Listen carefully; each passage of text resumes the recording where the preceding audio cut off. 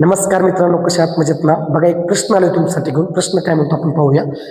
1 - 9 छेदामध्ये 119 बरोबर 23 छेदामध्ये 17, तर x ची किंमत किती? मित्रांनो, खूप सोपं आहे. बरेच विद्यार्थी मित्र काय करतात, तिरपा गुणाकार करून सॉल्व्ह करण्याचा प्रयत्न करतात. आपण थोडंसं हटके ट्राय करूया. बघा, आता काय करायचं माहिती आहे का? मला सांगा, 119 आणि 17 यांचा लसावी किती आहे? 119च. का? कारण 17च्या पाड्यामध्ये 119 येतं, 119 येतो 119.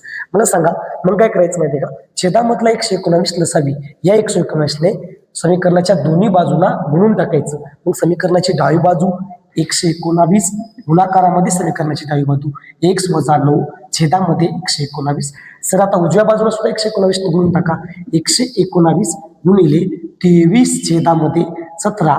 आता काटाकाटी करून टाका मित्रांनो. 119 कटले, 119 कटले, 17 1 17, 17 7 119, 23 गुणाकारामध्ये 7, 23 7 161. मग आता मला सांगा, उरलं काय रे?